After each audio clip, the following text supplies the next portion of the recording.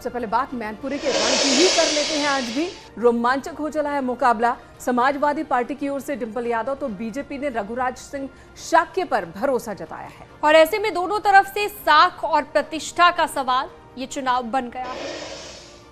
हालांकि अखिलेश ने चाचा शिवपाल को पाले में लाने के लिए रणनीति के तहत स्टार प्रचारक की लिस्ट में उनका नाम शामिल कर लिया है। तो ऐसे में सवाल ये उठ रहा है कि क्या चाचा के सहारे चुनाव लड़ने की तैयारी है। समाजवादी पार्टी ने दरअसल जो स्टार प्रचारकों की लिस्ट जारी की है, इसमें शिवपाल यादव का नाम भी शामिल किया गया है।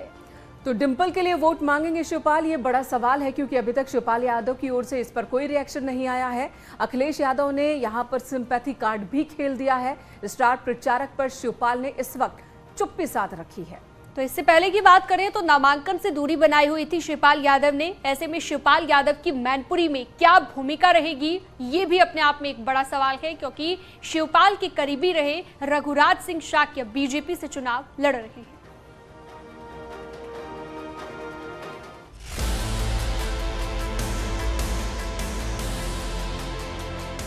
मैनपुरी वो किला जिसे बीजेपी अब तक हिला नहीं सकी। जीत के दरवाजे तक जरूर पहुंची, लेकिन गद्दी पर विराजमान नहीं हो सकी। उसी मैनपुरी लोकसभा सीट पर फिर से उपचुनाव हो रहा है और बीजेपी ने डिंपल यादव के गेम को सिंपल नहीं लेते हुए उस चेहरे पर दांव खेला है जो समाजवादी पार्टी के अंदर की बात जानता है, कमजोर नस को पहचानता है और जो शिवपाल यादव का करीबी है। रघुराज शाक्य को बीजेपी की ओर से टिकट देने के पीछे सबसे बड़ा कारण बना रघुराज शाक्य का अब तक का सियासी इतिहास। रघुराज शाक्य 1999 और 2004 में समाजवादी पार्टी के टिकट पर इटावा से सांसद रह चुके हैं। इसके अलावा समाजवादी पार्टी के टिकट पर ही वो 2017 में विधानसभा का चुनाव भी जीत चुके हैं। लेकिन बाद में समाजवादी पार्टी के अंदरूनी कलह की वजह से रघुराज शाक्य ने 17 जनवरी को इस्तीफा दे दिया। इसके बाद से आज वो समाजवादी पार्टी के खिलाफ बीजेपी की ओर से सबसे बड़ा हथियार साबित हो रहे हैं। रघुराज शाक्य, जिनको कभी मुलायम सिंह का आशीर्वाद मिलता था, जो शिवपाल यादव के बेहद करीबी बताए जाते हैं, अब वो डिंपल यादव के खिलाफ बीजेपी की तरफ से चुनावी मैदान में दमखम आजमा रहे हैं। बीजेपी ने ऐसा दांव खेला है जिस चुनौती से निपटना अखिलेश यादव के लिए मुश्किलों भरा हो सकता है और ऐसे में शिवपाल यादव की भूमिका पर भी अब सबकी नजर टिक गई है, क्योंकि उनके साथी रहे रघुराज शाक्य की बीजेपी से उम्मीदवारी ने चुनावी हलचल बढ़ा दी है। मैनपुरी में चुनाव लड़ने जा रहा हूं, जनता की सेवा के लिए भेजा है। कहा था आप सांसद नहीं, जनता के सेवक के रूप में सेवा करने का काम करेंगे। और ये बदलाव यही होगा कि जनता मैनपुरी की एक सेवक को जिताएगी कि एक राजघराने जैसी राजनीतियाँ होती है। दरवाजे पे खड़े रहो, पहले जाइए मिल भी नहीं पाओगे, पहले MP MLA तो मिल नहीं पाते। हमारे रघुराज सिंह शाक्य तो किसान का बेटा, गांव से निकल के आया, जब चाहे लोग मिलते 12 बजे खटखटा देते, सड़क पर गाड़ी रोक लेते। तो ये फैसला जनता लेने का काम करेगी। भावनाओं को एक तरफ रखें तो शाक्य वोट बैंक मुलायम सिंह तक की चिंता बढ़ाता रहा है। मैनपुरी सीट से लोकसभा चुनाव 2019 में महज 94,389 वोटों के अंतर से जीत मिली थी। उस वक्त मुलायम के खिलाफ प्रेम सिंह शाक्य चुनावी मैदान में उतरे थे। लोकसभा चुनाव में लोग जानते, सपा को वोट देने का मतलब है कि कुएं में डाल देना, बर्बाद कर देना। भाजपा को वोट देने का मतलब है विकास के लिए अपना एक पुष्प चढ़ाने का मतलब है एक गरीब को आवास उपलब्ध करा देना, शौचालय उपलब्ध करा देना, चिकित्सा की सुविधा उपलब्ध करा देना, डबल इंजन की सरकार को और मजबूती प्रदान कर देना। और मैनपुरी के लोग इस प्रतीक्षा में थे। हम लोग को निश्चित तौर से आदरणीय नेताजी का भी, मुलायम सिंह यादव जी का सम्मान करते थे। उनके खिलाफ प्रचार करने के लिए उस समय ना तो माननीय नरेंद्र मोदी जी गए थे, ना हमारे गृह मंत्री जी उस समय अध्यक्ष थे, ना वो गए थे। तो सम्मान रखते थे नेताजी के प्रति। बीजेपी ने समाजवादी किलों को ढहाने की कवायद शुरू कर दी है। आजमगढ़ और रामपुर लोकसभा सीट पर समाजवादी पार्टी के अभेद्य किले को उपचुनाव की बिसात पर ढहा जा चुका है। इन सीटों पर भगवा परचम लहरा रहा है।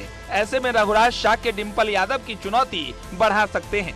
निश्चित रूप से आपने देखा होगा पिछली बार लोकसभा में भाजपा को 4 लाख से ज्यादा वोट मिले थे और जबकि मुलायम सिंह जी जैसा व्यक्तित्व का व्यक्ति वहां चुनाव लड़ गया। अब मुलायम सिंह जी के निधन के कारण सीट खाली हुई है और निश्चित रूप से अब मैनपुरी की जनता भी उत्तर प्रदेश की, पूरे प्रदेश की जनता की तरह भाजपा को आशीर्वाद देगी और योगी जी के और मोदी जी के साथ खड़ी होगी, ऐसा मुझे विश्वास है। चुनौती बड़ी है, लेकिन अखिलेश भी गढ़ को बचाने की पूरी कोशिश कर रहे हैं और डिंपल यादव के साथ चुनावी मैदान में कैंपेन कर रहे हैं। ऐसे में सियासी साम दाम दंड भेद की रणनीति पर काम किया जा रहा है। दोनों तरफ से जोर आजमाइश की जा रही है और हर वो पैतरा आजमाया जा रहा है जिससे एक दूसरे को मात दी जा सके। क्योंकि अखिलेश के लिए मैनपुरी साख का सवाल है तो बीजेपी के लिए मैनपुरी प्रतिष्ठा का सवाल। ऐसे में नतीजा जो भी हो, लेकिन मुकाबला काफी रोचक हो गया है। Bureau report, news 18। मैनपुरी के जातीय समीकरण की अगर बात करें तो डिंपल यादव के साथ कौन और रघुराज शाक्य के साथ कौन, इसका गणित समझना होगा। मैनपुरी में कौन किसके साथ है, ऐसा हुआ। डिंपल यादव के साथ इस वक्त यादव वोटर्स की अगर बात करें जो कि 4.5 लाख से ज्यादा है, वहीं मुस्लिम जिनकी आबादी 60,000 से ज्यादा है वोटर्स की, यानी कि 4.5 लाख और ये 60,000 मिल जाते हैं। वहीं अनुसूचित जाति की बात करें जो कि 75,000 से ज़्यादा वोटर्स की संख्या है, ये भी अगर मिल जाते हैं तो एक बहुत बड़ा आंकड़ा मतदाताओं का हो जाता है। बिल्कुल। इसके अलावा लोधी मतदाताओं की बात करें 50,000 का ये आंकड़ा है और वैश्य मतदाता जो कि 35,000 के आसपास बताए जा रहे हैं। रघुराज शाक्य के साथ कौन हो सकता है, अब वो भी समझ लीजिए। दरअसल शाक्य के साथ 2,90,000 क्षत्रिय मतदाता हो सकते हैं। 2,90,000 शाक्य वोटर्स हैं, जबकि क्षत्रिय वोटर्स की संख्या 2 लाख है, यानी कि ये दो इंटैक्ट माने जा रहे हैं। वहीं अनुसूचित जाति जिस पर हक बीजेपी जता रही है, अपना दावा जता रही है, 75,000 वोटर्स की संख्या इनकी है, यानी कि शाक्य 2.90, 2,90,000। ब्राह्मण वहीं 1,10,000 है। इनकी आबादी, मतदाताओं की आबादी भी मानी जाती है कि बीजेपी के साथ जा सकती है। तो शाक्य मतदाताओं की बात करें 2,90,000, लोधी 50,000 और 2,90,000 शाक्य मतदाता और साथ ही वैश्य 35,000 मतदाता, ये भी उनके साथ हो सकते हैं। जहां मैनपुरी में बीजेपी और समाजवादी पार्टी आमने सामने है, तो वहीं राजभर ने भी इस रण में एंट्री मार दी है और सीधे अखिलेश को टक्कर दे रहे हैं।